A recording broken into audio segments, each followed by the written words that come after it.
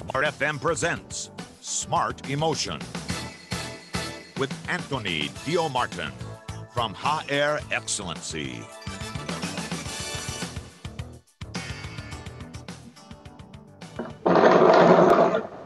Dalam manajemen sebuah perusahaan pastinya hal-hal yang terkait dengan karyawan yang pastinya harus di-manage juga. Tidak hanya bisnis Anda, tapi juga banyak hal yang harus di-manage, baik itu karyawan, juga hal-hal lainnya.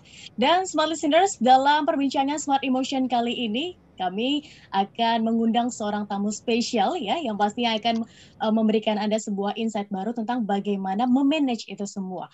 Saya Tasya Rusama bersama dengan Ola Nurliza yang pastinya akan menemani Anda di malam hari ini dalam program Smart Emotion. Kami berdua menemani Pak Anthony Dio Martin. Selamat malam Pak Anthony.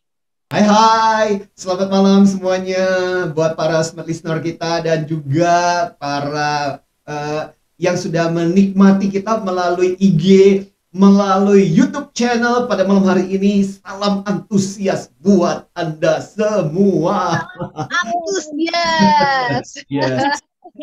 Selamat malam Pak Antoni. Hai Mbak Ola, Mbak Tasya, Pak Dharma juga.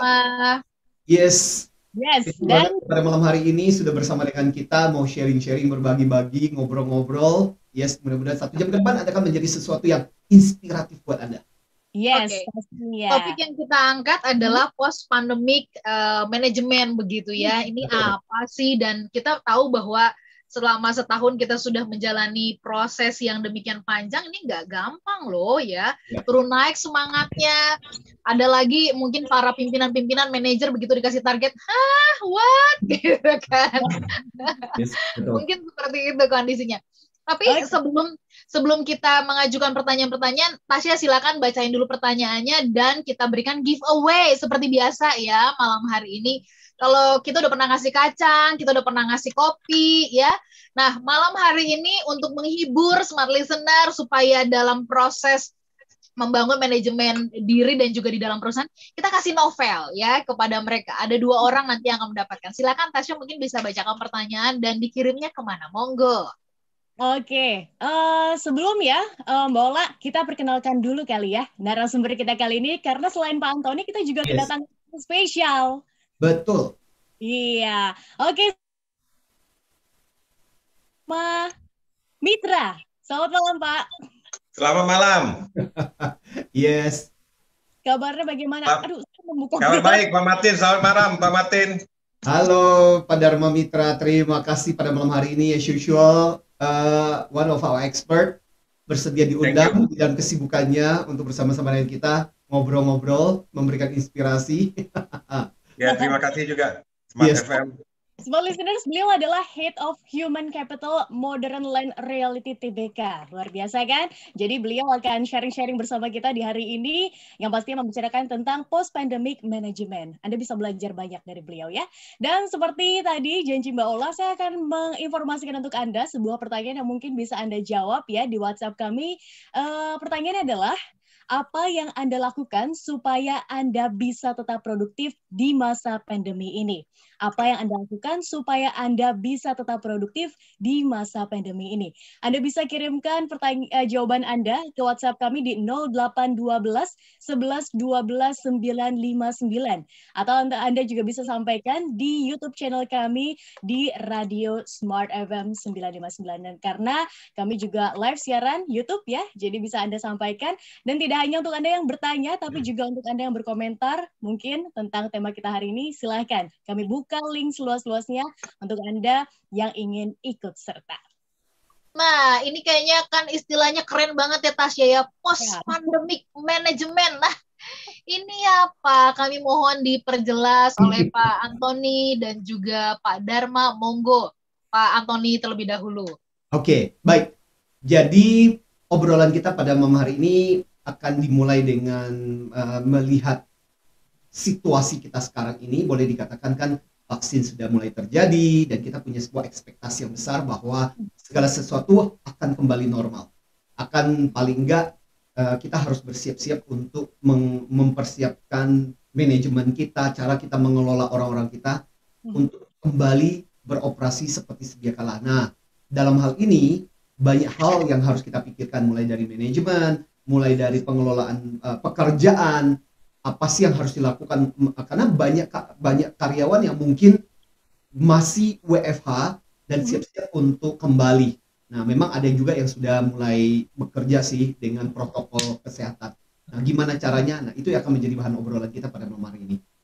Oke, harus sadar ya dengan kondisi sekarang. Berarti liburnya ditahan dulu. Banyak yang soalnya menganggap, wah, WFO nih ya.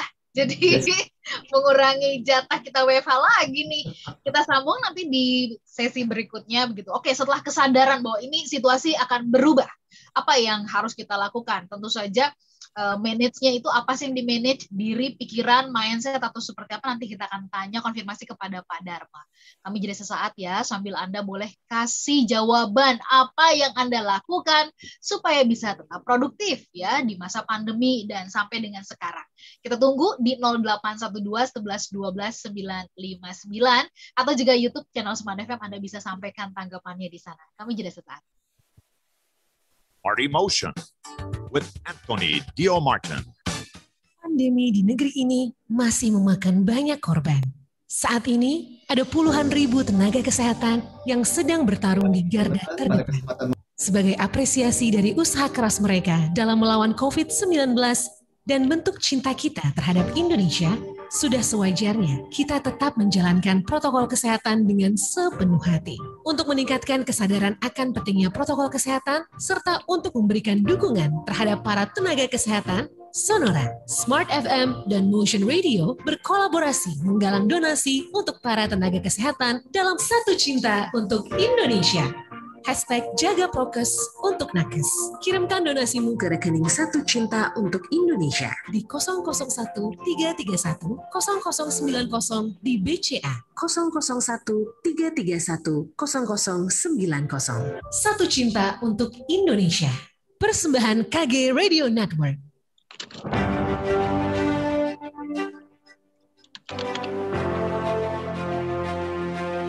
Smart Listener, Smart Business Outlook Chinese New Year Edition 2021 pada 9 dan 10 Februari telah tuntas kami laksanakan.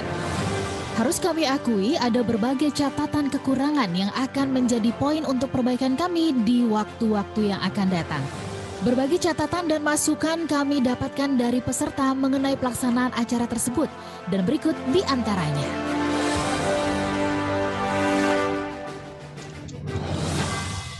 Halo, saya Julius dari Medan.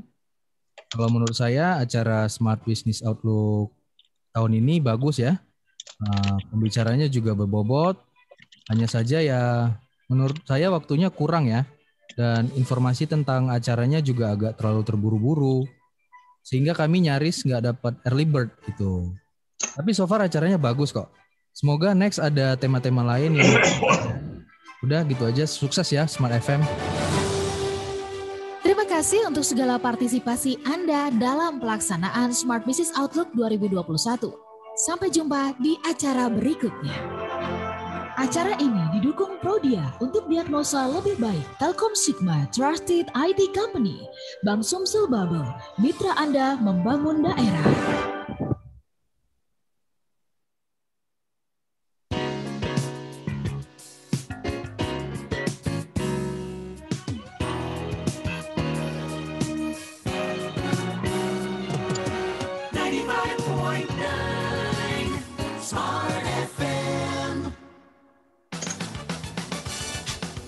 Smart Emotion with Anthony Dio Martin from HR Excellency. Terima kasih untuk Anda yang masih bersama kami dalam program Smart Emotion, dan selamat malam saya ucapkan untuk Anda yang mungkin baru bergabung di malam hari ini. Dan selamat malam juga untuk Anda yang mungkin mendengarkan kami di tidak hanya yang berada di Jabodetabek ya, tapi juga untuk Anda yang berada di Surabaya, kemudian Yogyakarta. Kemudian selamat malam saya ucapkan untuk Anda yang berada di Medan, Pekanbaru, Palembang, Makassar, Manado, Banjarmasin, dan Balikpapan. Selamat malam untuk Anda semua. Di malam hari ini, Smart Listeners, kami membicarakan tentang post-pandemic management. bersama dengan tamu spesial kami, Bapak Dharma Mitra Sigamani, Head of Human Capital Modern Land Reality TBK. Smart listeners, kami juga mengundang Anda yang ingin ikut serta untuk menjawab pertanyaan ya, apa yang Anda lakukan supaya Anda bisa tetap aktif di masa pandemi ini. Silakan sharingnya kami tunggu di WhatsApp kami di 0812 11 12 959. Ada 2 hadiah, 2 novel, lumayan. Lumayan. Ya ini untuk mengisi waktu supaya yang produktif selama masa pandemi ini juga ya. Dan nggak banyak yang mismanagement begitu ya. Yes, betul. Oke, Pak Antoni, saya izin ke Pak Dharma dulu Yes, ya. silakan. Ya. Cool. Mungkin sudah banyak yang tahu ya, tapi mungkin di antara smart listeners ada yang belum tahu juga nih perbedaannya human capital dengan human resource. Kadang-kadang kan kita sering mendengarnya human resource gitu. Nah, human capital ini apa sih sebenarnya, Pak? Jadi kalau ini kan ya banyak istilah yang misleading antara human resource dan human capital ya. Kalau human capital itu kita menganggap bahwa human itu sebagai sesuatu yang bisa di-capitalize, bisa di-improve menjadi aset daripada perusahaan itu sendiri, Pak. Kira-kira begitu. Kalau resources kan berarti dipakai, nanti ada nilai sisanya, bisa jadi di-dispose ya kan? Dibuang. Ya, dibuang. Yes. Oke. Namun kenapa sih post-pandemic manajemen ini penting gitu sebagai sesuatu yang harus dilakukan gitu? Jadi gini ya, saya sharing aja ya, kita juga banyak diskusi dengan Pak Martin ya dulu di awal-awal pandemik. Jadi sebelum kita bicara post-pandemic, kita kembali dulu ke tahun kemarin ya, 1 tahun, ada yang bilang we are doing nothing in 1 year. Tapi yang mau saya sampaikan itu adalah pengalaman-pengalaman di organisasi yang saya dapat dan kita sharing ke beberapa teman. Jadi yang paling penting itu di tahun 2020, kira-kira di bulan Maret dan April, yang kita hadapi adalah shock. Betul. It's a big shock, it's a big cultural shock. Semuanya baru dengar istilah WFH. Ya. Tapi begitu dibilang WFH, mungkin 1 bulan pertama bingung tuh cara kerja dari rumah gimana, terutama untuk industri-industri yang belum terbiasa WFH. Contohnya misalnya kami, properti, ataupun misalnya manufaktur, yang kebijakan pemerintah pada saat itu belum pas lah ya. Ada yang bilang WFH 100%, ada yang bilang industri tertentu harus dibuka, hal seperti itu. Tapi yang saya garis bawahi adalah ketika orang WFH, yang nggak ada adalah dia nggak punya WFH juga. Hanya adalah heart. Dia harus work from heart. Dia harus dari hati. Jadi yang muncul adalah orang beramai-ramai pakai, misalnya saya nggak mau sebut merek, tapi ini mereknya juga dipakai sama Smart, Zoom nih misalnya, pakai Zoom.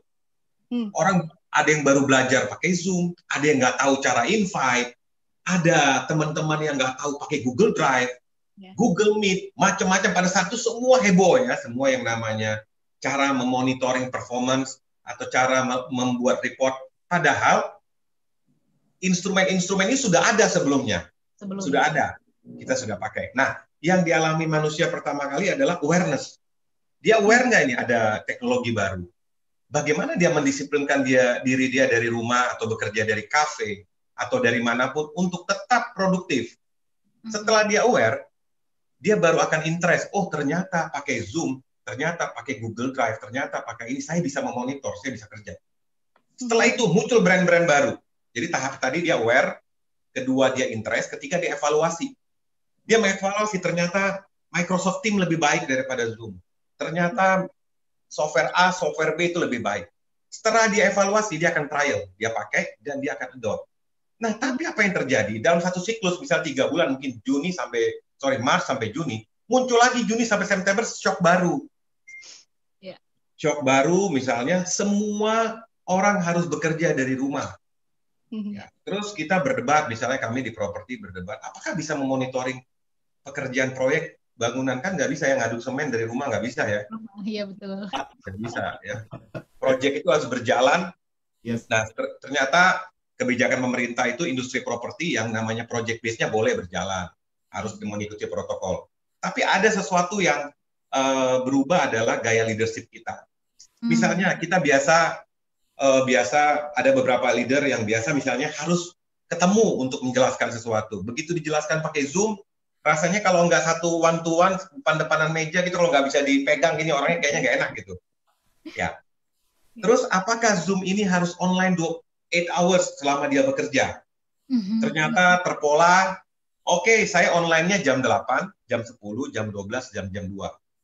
Terus apa yang saya lakukan di antara jam 8 sampai jam 10? Dan kebiasaan-kebiasaan ini terus berubah sampai terbentuk suatu pola. Satu pola, satu culture baru, satu culture yang membuat kita menjadi digitally literized. Jadi literatur kita itu udah bisa bilang bahwa, oh, saya menggunakan digital ini bisa bekerja dengan baik, begitu kira-kira. Pak Dharma, menyambung yang tadi Bapak sampaikan ya, ternyata kan itu butuh proses dan ini berkaitan sekali dengan gaya leadership. Nah, Pak Dharma melihat kan ada banyak yang masih miss gitu ya, artinya dari masa pandemi sampai dengan sekarang, apa-apa saja menurut Bapak yang rasanya ini masih miss ya, mulai dari mendisiplinkan diri, dari soal leadership dan sebagainya, kayak tadi Bapak mengatakan seringkali kalau nggak disampaikan langsung itu kayak tidak masuk ya. Saya membuktikan ini udah dijelaskan langsung aja masih bisa salah Pak gitu kan. Apalagi kalau dijelaskan lewat Zoom ya begitu. Silakan Pak Dharma. Ya, jadi saya mengalami pribadi ya. Saya di tim saya gitu ya. Kita pertama kali ya pakai Zoom segala. Tapi ini kembali ke gaya leadership. Misalnya gaya leadership kita anggap misalnya otoritatif. Kalau saya panggil harus datang. Ya, Pak Martin ya, correct me if I'm wrong ya. Otoritatif, ya saya panggil kamu menghadap jam 10. Jam 10 dia nggak datang, dia cuma online Zoom atau WhatsApp call. Sebenarnya semua bisa saya sampaikan, tapi saya ngerasa mungkin nggak sopan nih. Saya kan panggil kamu menghadap. Oh iya Pak, yang bisa Bapak mau sampaikan sekarang. Saya bisa rekam juga loh katanya.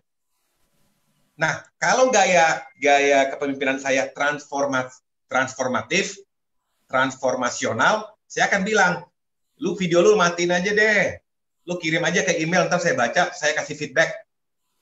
Kalau kita tidak punya jiwa-jiwa yang besar untuk menerima bahwa selama informasi itu sampai ke kita dan kita bisa memberi feedback dalam waktu skala yang tertentu dan bisa menjadi pekerjaan mereka bisa lebih produktif, saya rasa orang nggak perlu ngadep orang. Nah, saya juga yakin bahwa banyak pekerjaan yang tidak membutuhkan tatap muka. Walaupun ada pekerjaan-pekerjaan tertentu that you cannot tap somebody's shoulder from the Zoom kan, tapi kan itu sangat-sangat mungkin presentasinya dari kegiatan seorang leader mungkin 20% atau 25%, tapi 75%-nya secara produktivitas, secara report, secara progres, apapun dilakukan bisa kita laporkan. Kenapa? Makin ke sini harusnya makin baik. Nah, tapi kalau orang-orang yang tadi otoritatif tadi, mungkin mereka bilang, mereka yang akan stres. Kok kayaknya nggak ada orang ketemu saya nih. Nah, atau mungkin orang-orang yang extremely extrovert, ya. Atau saya bilang organisasi yang extrovert, pengennya itu harus secara tim, harus sama bareng-bareng, harus bilang, oke, let's do it. Tapi kalau di Zoom bilang, let's do it, kayaknya nggak ketemu. Gitu loh. Nah, tapi kan ini saya lihat semua organisasi, kita lihat anak-anak kita sekolah, nyanyi lagu Indonesia Raya, berdiri di rumah, tapi saya lama-lama saya pikir, this is a new normal. What can they do, ya kan? Ini pandemik.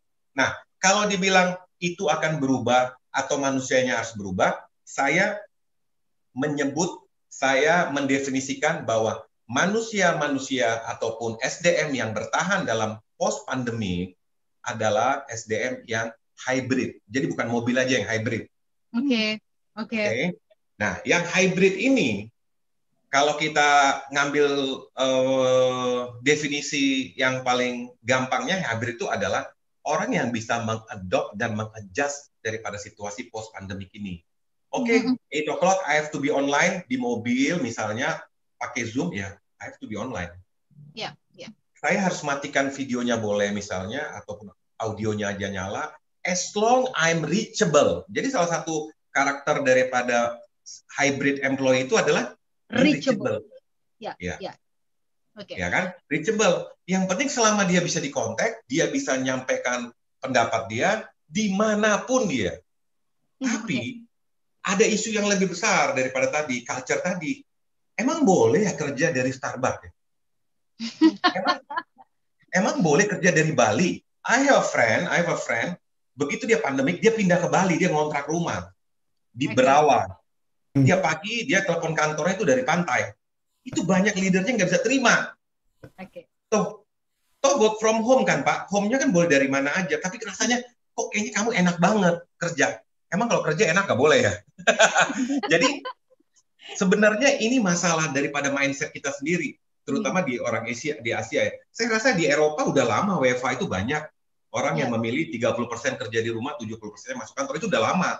Tapi kita kenapa dipaksakan untuk ini dalam keadaan yang force major dalam artian pandemik gitu. Nah sekarang saya nggak bilang ini post pandemik, ini masih transisi. Kita masih berharap pandemik itu selesai, kembali kita ke zaman tahun 2019. Tapi yang ada mungkin kita harus adjust, contohnya begini. Saya rasa mungkin nanti tahun 2022 pun tetap banyak orang yang pakai masker. Karena mungkin mereka tetap masih belum percaya bahwa virusnya sudah 100% hilang. Atau mungkin tadinya interview harus face to face, mungkin saya sudah hampir 70% daripada interview saya udah pakai WhatsApp call. Jadi tadinya harus dipanggil, mungkin biaya lebih hemat, mereka tidak perlu traveling time, terus waktu mereka lebih banyak. Dan my first experiences in 2020 yang bulan Maret, saya interview orang dari rumahnya, dia masih pakai baju rumah gitu. Oke, baik. Ya, gitu. Pak Dharma, sampai di situ dulu ditahan penjelasannya. Ini tadi ada isu soal berjiwa besar dan juga mindset dari sisi leader. Tetapi saya juga menemukan catatan ya, gejala di lapangan. Ada pihak-pihak yang menganggap bahwa kalau misalkan ada tim atau bagian yang kemudian mereka diperbolehkan WFH, lalu kemudian ada bagian-bagian yang itu rasanya nggak mungkin WFH, kayak tadi ngaduk semen di rumah gitu kan.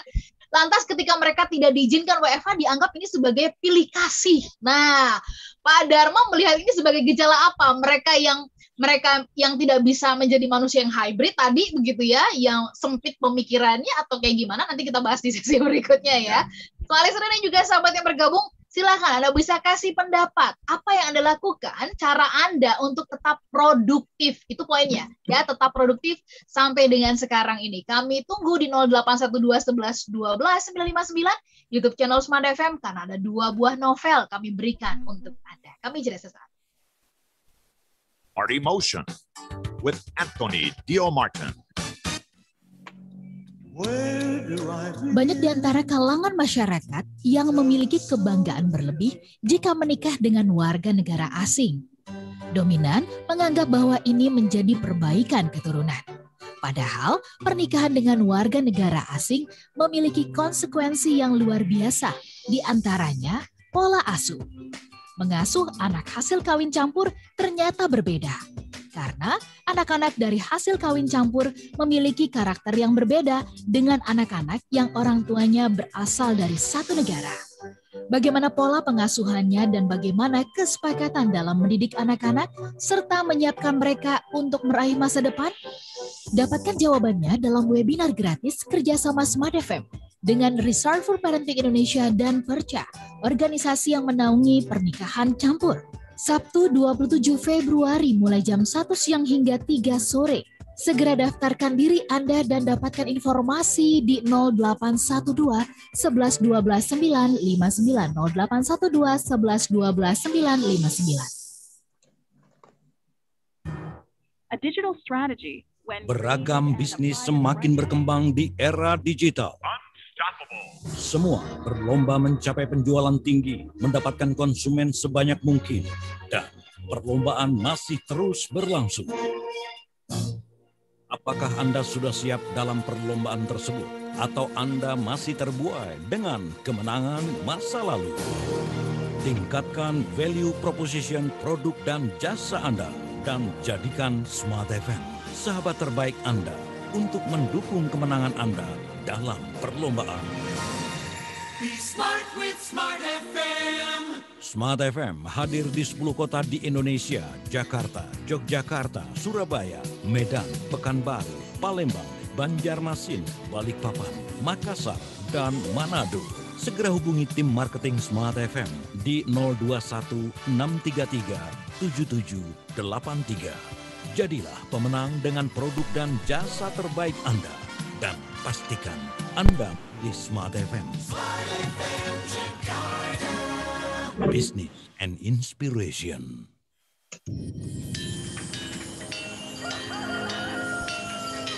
Waktu terus berganti. Setiap masa memberikan makna. Berbagai kemajuan teknologi kian memudahkan, kian mendekatkan. Demikian pula Smart FM. Anda tidak hanya bisa mendengarkan kami melalui FM radio atau streaming di www.radiosmartfm.com. Isn't it nice? Anda juga dapat menyaksikan kami di YouTube channel Smart FM. Bener nggak sih solusi hidup lebih mudah, lebih tenang, dan penuh keberuntungan itu semuanya bersumber dari sebuah pikiran? Yes, betul banget. Pastikan Anda subscribe Smart FM. Dan mari lebih dekat dengan kami. Follow Instagram @radiosmartfm959, Twitter @radiosmartfm, dan fanpage Facebook Smart FM. Smart FM, the spirit of Indonesia, business and inspiration.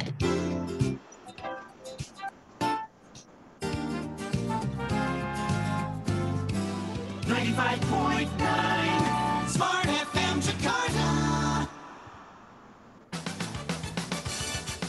Smart Emotion with Anthony Dio Martin from HR Excellency. Smart listener, kalau baca novel, saya bisa dapat banyak banget pengalaman dan juga pembelajaran. Nah, kami akan memberikan itu sebagai sweetener untuk Anda di kesempatan malam hari ini.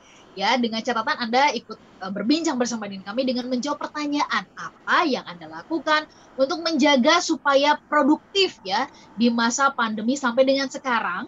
Dan Anda bisa kasih jawabannya ke 0812 11 12 959 dan YouTube channel Smart FM. Dan Anda juga yang tergabung bersama dengan live Instagram bersama dengan Pak Antoni juga boleh menjawab. Karena kami sering loh memberikan juga hadiah atau giveaway di sana. Nanti kita akan minta tanggapan yang sudah masuk pada Pak Antoni. Namun malam hari ini saya bersama dengan Tasya masih menemani Pak Antoni Dio Martin dan juga Pak Dharma Mitra Sigamani, Head of Human Capital Modern Land Realty TBK. Nah, ini memang yang diajak ngobrol tuh benar-benar dari bisnis yang benar-benar sulit ya di masa pandemi itu, bagaimana penyesuaiannya, kalibrasinya begitu. Sebelum saya lanjut lagi kita bahas dan kita tanya kepada Pak Antoni, boleh kita lanjut tadi pertanyaan kepada Pak Dharma ya, Pak Antoni ya. Betul. Soal ini loh, kan kita juga bermacam-macam tuh punya tim ya Pak Dharma ya. Ada yang loh, kok dia di WFH kan? Enak banget dia itu, ya kayak tadi tuh yang kerja di Bali kan.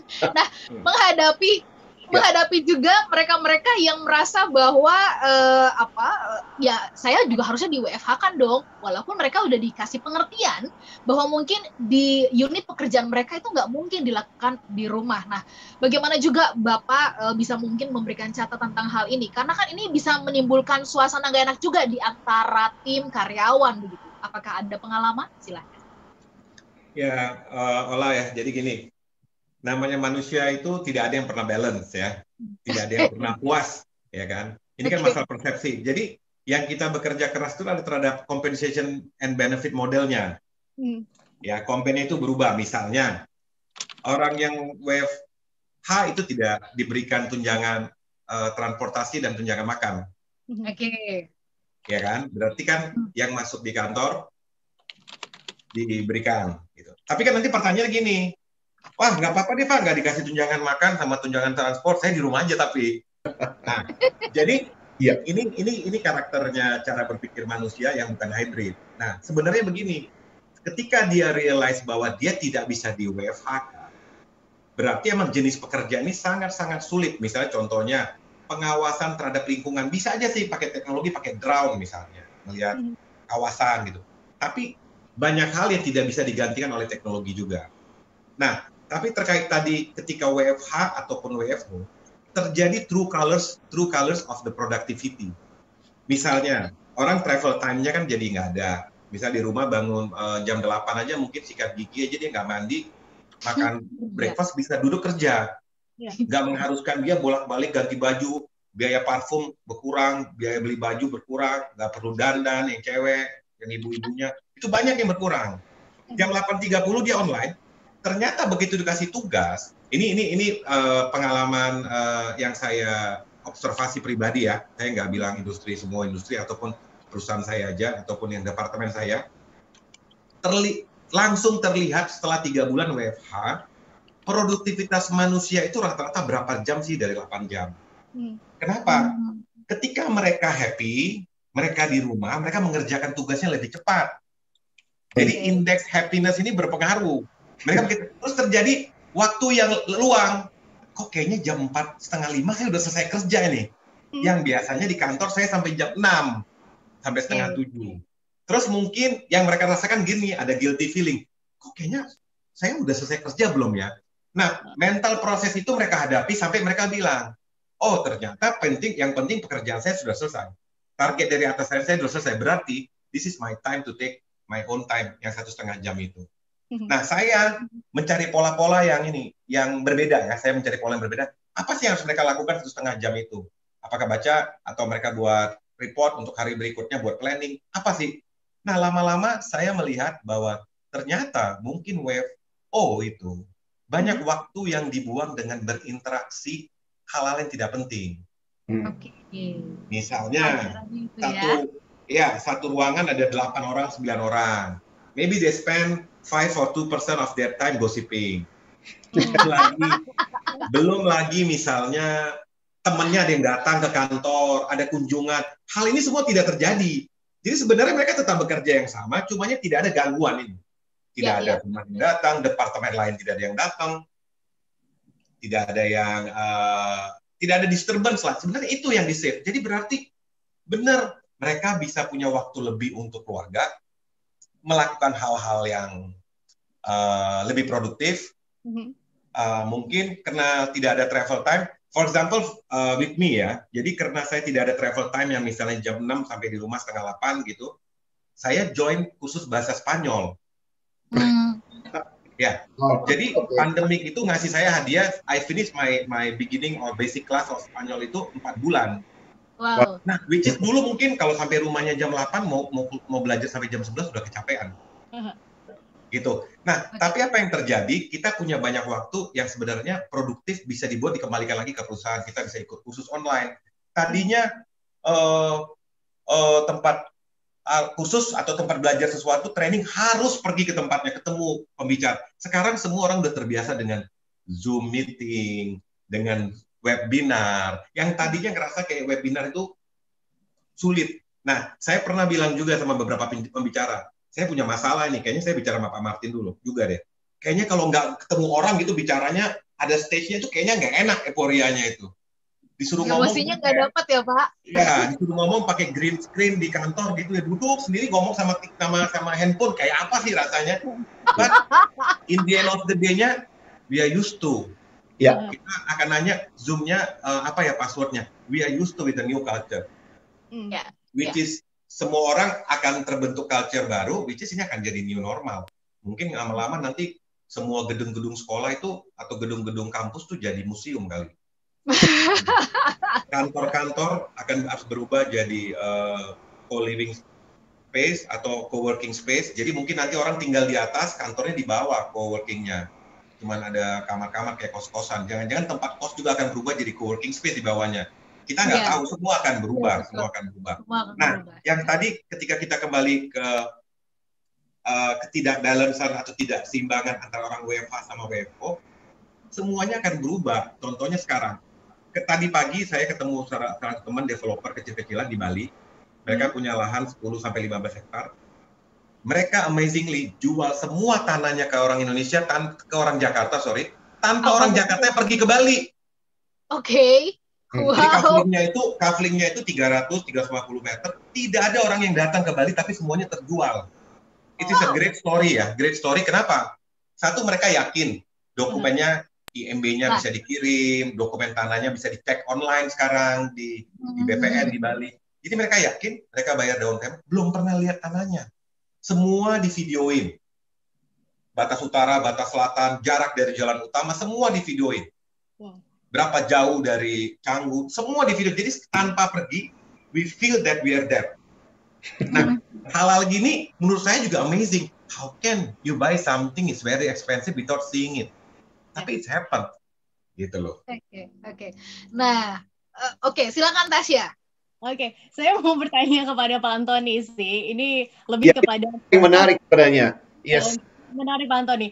Ketika justru waktu WFH gitu kan, malah justru tadi Pak Dharma sudah bilang justru tingkat happiness ini bertambah karena banyak spare waktu yang bisa dihemat oleh para karyawan WFH ya Pak Antoni. Tapi kalau kita lihat dari sisi emosi, bagaimana?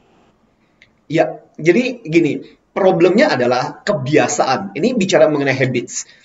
Jadi sebenarnya yang berteriak itu bagian dari otak kita, otak reptil kita yang merasa ini gue belum terbiasa. Padahal seperti kata Pak Dharma tadi benar bahwa sebenarnya di luar negeri wacana tentang yang namanya work from home itu sebenarnya udah dimulai lama. Dan itu adalah di beberapa negara di luar negeri sana. Itu adalah salah satu bagian dari privilege ke sesuatu fasilitas yang diberikan kepada karyawan. Supaya mereka tidak perlu traveling terlalu jauh, akhirnya kemudian yang penting adalah fokus pada proyek, kamu selesaikan tugasmu, kamu bisa kumpul, dan kemudian itu yang dipentingkan. Jadi yang dipentingkan adalah kerjamu, bukan tubuhmu. Problemnya adalah kita di Indonesia masih agak tradisional. So ketika pandemi terjadi, mindset kita nggak siap, otak kita nggak siap, emosi kita nggak siap. Maka kita, ya itu tadi, pertama-tama yang terjadi adalah shock, benar-benar shock hal yang terjadi. Udah shock, habis itu kemudian bingung. Nah, ada yang kebingungannya cepat, ada kebingungannya lambat ya. Betul. Ya, ada yang lambat banget, nggak terima-terima, nggak bisa move on. Nah, mau nggak mau sampai kemudian bagian berikutnya adalah ketika kita mulai belajar untuk pasrah. Ya udah deh, kayak begitu, kayaknya lama banget. Orang bilang kayaknya cuma 5-6 bulan, nggak selesai-selesai. Ya udah deh, mulai pasrah. Nah, mau pasrah kan, the life must go on. Kantor harus tetap jalan. Kan kantor nggak bisa berhenti. Hanya gara-gara pandemi, semua stop dulu ya. Kita tunggu dulu semua selesai baru kemudian. Emang main bola? Nggak. So, we have to move on. Mau nggak mau apa? Kita adalah makhluk yang sangat kreatif. So, akhirnya kemudian kita belajar untuk beradaptasi. Dan akhirnya kemudian nyatanya berbagai hal yang tadinya kita nggak bisa, kita bisa jadi terbiasa. Ya. Bagaimana kita memaknai produktivitas ini? Karena tadi Pak Dharma menjelaskan ya bahwa produktif ini ternyata bukan persoalan soal pekerjaan saja. Pak Dharma sendiri bisa menambah pengetahuannya, keterampilannya berbahasa Spanyol. Saya nggak tahu nih, mungkin nanti kalau sampai tahun depan mungkin ada bahasa Meksiko, bahasa Latin, bahasa Jawa, mungkin bahasa daerah yang lain yang dipelajari Pak Dharma ya. Iya, benar. Nah, kita nanti belajar memaknai sebenarnya pemahaman yang tepat mengenai produktif ini Pak Dharma begitu ya. Apakah semata-mata ini berkaitan saja dengan pekerjaan mencari uang atau justru kayak tadi meluas seperti yang disampaikan oleh Pak Dharma dalam hal artinya pengembangan diri tentunya. Kita sambung nanti di sesi berikutnya. WhatsApp yang sudah masuk nanti Tasya dari Bu Risma dan Kren. Komentar-komentarnya. Tanggapan dari IG juga kita bahas nanti ya. Ya, benar. Smart Listener untuk satu sesi yang terakhir. Party Motion with Anthony Dio Martin. Apartemen memang bergengsi. Tapi tahukah Anda, apartemen bisa dimaksimalkan bukan hanya untuk meningkatkan gengsi, tapi juga sebagai instrumen investasi yang bisa meningkatkan penghasilan kita. Untuk bisa menjadikannya sebagai mesin uang, perlu tahu strateginya. Salah satunya bekerja sama dengan pihak yang telah teruji dalam pengelolaan aset manajemen.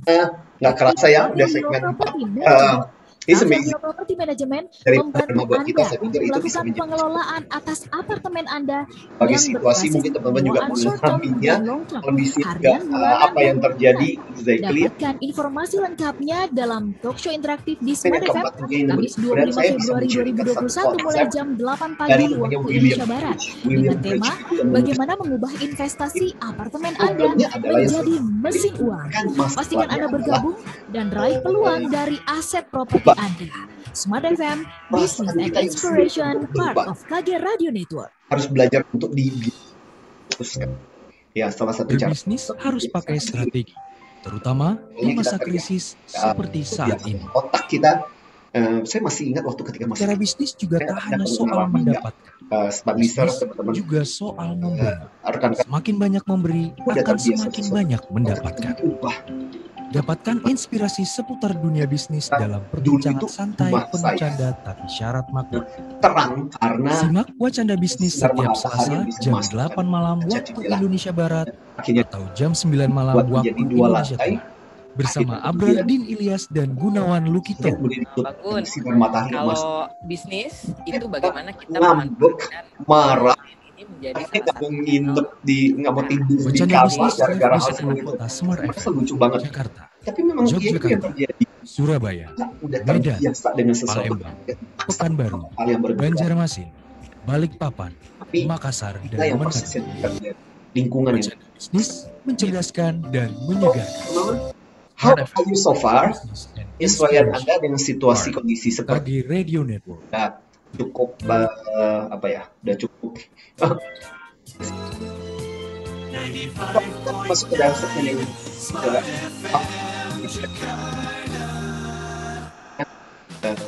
ya apa yang bisa kita Smart lakukan Emotion with Anthony Laki-laki Dio tadi. Martin Yuk, from sini. Hot Air Excellency.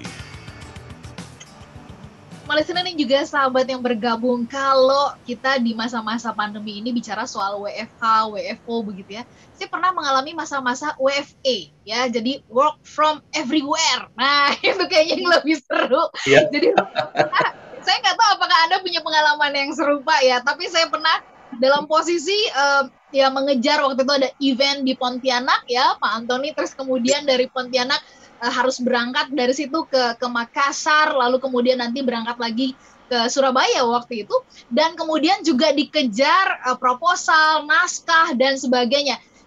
Itu seru banget ya Pak Antoni, Pak Dharma, karena bisa berkoordinasi sama tim di sini di Jakarta dan mengatakan, wait 15 menit lagi aku akan masuk pesawat, jadi udah nggak bisa dihubungin. Oke, ini segera aku kirim feedbacknya, berarti tunggu kira-kira 2 jam.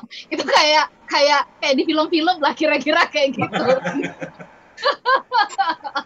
Nah, tapi ini menarik, ada 2 hal nanti yang saya mau tanyakan ke Pak Antoni dan juga ke Pak Dharma ya, yang terutama adalah bagaimana kita membentuk mindset untuk bisa mendisiplinkan diri, karena buat saya ini kayaknya PR banget untuk fokus bisa menghasilkan sesuatu. Itu untuk Pak Antoni, untuk Pak Dharma, Pak, bagaimana kita memaknai produktif itu sendiri ya, bahwa sebenarnya produktif tidak terbatas kepada urusan soal kita sekadar menyelesaikan pekerjaan kita. Silakan. Ya. Pak Dharma dulu boleh ya Pak Antoni ya? Silakan Pak Dharma dulu, mari kita dengarkan wisdom-nya. Jarang-jarang soalnya beliau yang waktunya sangat-sangat berharga. Thank you Pak. Yes. Jadi gini Pak, ini sangat-sangat luas ya dalam artian kita bicara produktivitas. Jadi in the end of the day saya rasa ini pun berkaitan akan terkait dengan kebijakan pemerintah ataupun undang-undang tentang tenaga kerjaan. Kalau kita lihat dengan makin produktifnya orang bisa bekerja dari manapun, tidak menutup kemungkinan dia bisa bekerja di lebih dari satu perusahaan. Jadi in the end of the day pekerjaan mereka jadi project based. Tapi kan kita undang-undang kita tidak memperbolehkan ataupun mungkin tidak menyarankan kita untuk bekerja di 2-3 PT sekalian misalnya. Karena mungkin jam sosteknya lah, inilah, itulah, banyak terkait pretelannya. Tapi in the end of the day nantinya orang yang produktif adalah orang yang bisa berkarya untuk banyak orang. Jadi he or she belongs to everybody. Every company can use, he or she can use them productively gitu. Jadi misalnya saya bisa bikin pagi ini bisa bekerja bantu PT-nya di A, PT di B. Tapi mungkin secara etika, right now secara etik itu tidak bisa saya lakukan, gitu. Tapi nanti mungkin ke depannya orang hanya bekerja like a outsource person gitu. Jadi saya bisa kerja kayak tadi Mbak Ola ngomong di mana aja ya, lagi di Jakarta, di India, di Singapura, di mana.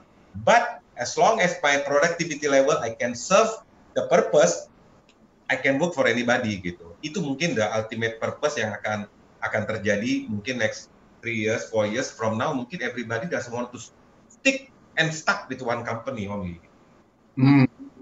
Yeah. Oke, baik. Silakan Pak Antoni, bagaimana tanggapannya? Oke, baik. Sebenarnya saya ingin menanggapi dari sisi bagaimana kita belajar untuk menyesuaikan sebenarnya. Ya, tadi menarik apa yang dikatakan oleh Mbak Ola soal WFA itu, work from anywhere. Gini, saya cuma ingin menyimpulkan dari sisi sudut pandang psikologi dan kecerdasan emosi. Ada seorang penulis yang sangat keren, namanya William Bridge. William Bridge itu bilang begini, sebenarnya ketika berubah, problemnya adalah yang terjadi fisik kita berubah, tapi kadang-kadang pikiran dan perasaan kita itu susah. Makanya kalau kita masih ingat cerita tentang Fernando Cortez itu yang seorang jenderal perang waktu ketika menaklukkan Amerika Selatan itu, Amerika Latin itu, kan dia bawa tentara, prajurit setelah kapalnya itu sampai di sana. Dia tahu bahwa prajuritnya itu ya bertempurnya ya ogah-ogahan. Kalau menang ya sudah, nggak menang ya sudah. So, apa yang dilakukan adalah, kisahnya kemudian menjadi terkenal, yaitu dia bakar kapal-kapal itu dan bilang, sekarang pilihan kita cuman, apakah kita menang, supaya kita nanti bisa bangun kapal lagi, kita pulang, atau kita mati di sini. Nah, karena nggak punya pilihan lagi kan, mau nggak mau terpaksa prajuritnya bertempur habis-habisan supaya bisa menang, dan bisa bangun kapal supaya bisa pulang. Nah, saya pikir itu kisah yang menarik, karena kata William Bridge, ada 3 fase penting di dalam perubahan kita. Fase adalah fase kita harus, yang pertama-tama itu mengakhiri sesuatu.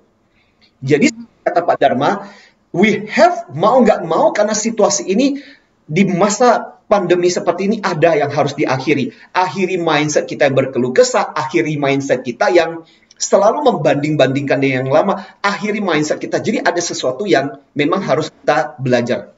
Nah, supaya apa? Masuk ke bagian yang kedua itu namanya netral. Netral itu adalah open mind. Ya udahlah, daripada ini apa yang mungkin sesuatu yang positif yang bisa terjadi. Siapa tahu ternyata ini menawarkan juga hal yang baik buat kehidupan kita. Itu masa yang posisi netral. Nah, yang berikutnya adalah ini yang penting untuk post-pandemic management kita, yaitu apa?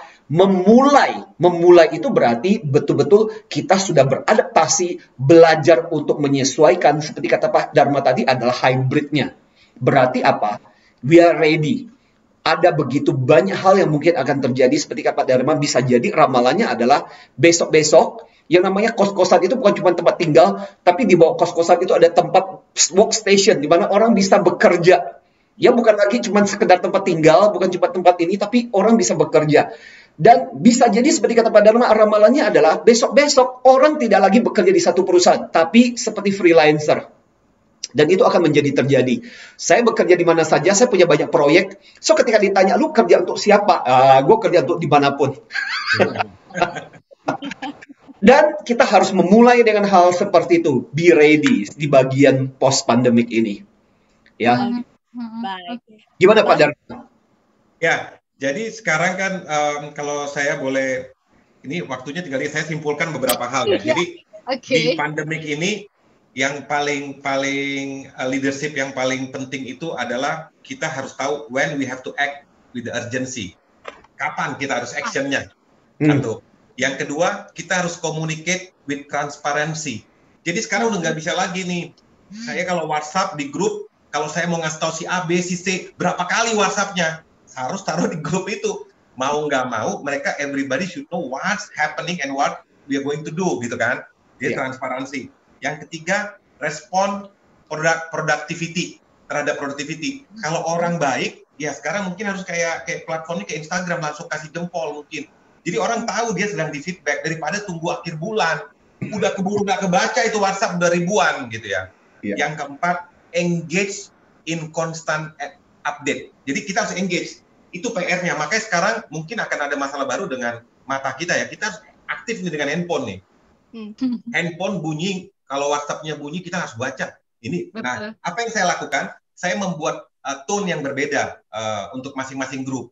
Jadi saya tahu kalau bunyinya ini pasti grupnya HR. Kalau ini yang non HR, jadi saya tahu saya nggak akan buka handphone sesering itu. Kalau nggak kita begini aja di handphone. Kenapa? Engage in constant update itu orang ada yang nunggu keputusan dari kita. Dia sedang nungguin jawaban. Kita sedang lagi ngerjain yang lain. Kalau nggak kita respon, dia terhambat kerjaannya. Jadi constant update itu sangat-sangat penting, itu yang saya rasakan. Jadi 4 hal ini yang menurut saya harus sebagai new leader itu saya nggak tahu nanti namanya mungkin akan ada jenis leadership apa baru, apa pandemic leader, apa namanya post pandemic leadership, akan ada mungkin teori-teori baru. Terakhir ini yang saya baca itu di Harvard Business Review bulan kemarin itu lagi bahas ini tentang leadership pasca pandemic sebenarnya. Cuma karena waktu kita cuma sampai jam 8, saya lagi nunggu Pak Antoni nanti bikin seminar yang 3 jam kali baru bisa bahas. Wow, ya ternyata tahan ya, oke. Ya, mohon maaf banget, ini pasti banyak yang sudah merespon di WhatsApp. Barangkali mungkin Tasya bisa sebut mungkin 1 atau 2 yang dibacakan. Ada satu. Saya baca dari Bu Risma Devi, beliau bilang, selama pandemi saya belajar banyak hal, juga bisa mengikuti kegiatan yang biasanya sulit diikuti secara offline, tapi dapat saya ikuti secara virtual, sehingga dapat membantu saya untuk mengupgrade diri saya. Wuhui! Siap. Ada Ibu Leni Budiman, ini yang saya lakukan agar produktif selama pandemi adalah ikut webinar yang sesuai dengan minat saya, supaya pengetahuan bertambah dan always up to date. Kemudian beliau juga punya buku untuk dapat melatih analisa thinking-nya. Dan ada Bu Diona dari Banjarmasin, Pak Antoni, Pak Dharma, dan Mbak Ola. Agar tetap produktif, saya tetap jalankan rutinitas seperti biasa sesuai SOP dengan tetap pakai prokes untuk eksekusinya menyesuaikan dengan tren yang berkembang mengenai teknik dan strateginya. Oke. Kita pilih kalau gitu untuk Ibu Risma dan juga Ibu Leni mendapatkan Nobel. Congratulations Bu Risma. Betul. Kita minta maaf banget karena nggak bisa lagi menghantarkan ke Pak Antoni, waktunya sudah habis begitu. Next time kita janjian lagi dengan Pak Dharma ya, karena ini seru banget dan banyak yang belum tergali. Nanti kita janjian lagi. But smart listener, ada siaran ulang di hari Minggu jam 7 pagi dan ini juga tersimpan dengan baik rekamannya di YouTube channel Smart FM yang bisa Anda tonton kembali insight-insight catatan-catatan penting dari Pak Dharma dan juga Pak Antoni. Kami pamit, setelah ini akan ada bahasan bersama dengan rekan kami Audrey dalam Wacana Bisnis yang akan bahas soal kopi ya, yang akan menemani Anda bisa mengelola emosi. Oke, kita sudahi pertemuan ini. Saya Ola Nurlija. Saya Antoni Dio Martin. Saya Dharma Mitra. Sampai ketemu lagi lain kesempatan. Oke, kami semuanya mengucapkan salam antusias. Yes, thank you. Pak Antoni terima kasih. Pak Dharma, next time kita undang kembali ya. Pak Dharma terima kasih. Thank you for the sharing, very nice sharing.